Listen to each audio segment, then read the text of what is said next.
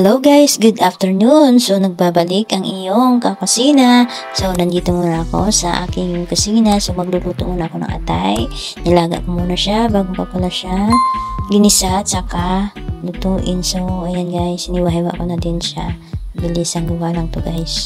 After ko nga pala siyang gisahin guys, is nilagyan ko siya ng tubig. Yung nilaga niya kanina na sabaw, yun yung pinakasabaw ko. So ayan, after yan, papakuluin na natin yan hanggang siya maluto. At habang nagluluto ako, nilagyan ko muna ng tubig yung pansit para medyo malambot siya at hindi masyado matigas at para madali ang ating luto.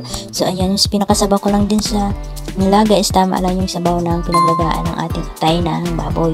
So ayan guys, binaligtad ko na yung pansit para parehas silang malambot. So ayan guys,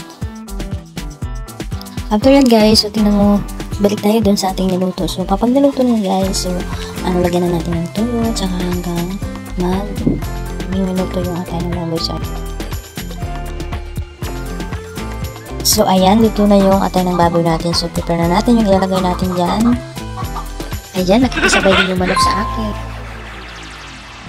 Pag naluto yan, ilagay na natin yung pangsahog na repolyo, carrots. So ayan guys, yung pangsahog lang dyan kasi nga kalahating pansit lang naman yung niluto natin sa ngayon. So tama pang merienda lang guys. So ayan, binuhos na yung lahat ng bihon na pinagbabaran sa tubig. So ayan, para madali ang luto at sakto lang din yung sarap niya. Matakam-takam yung lasa.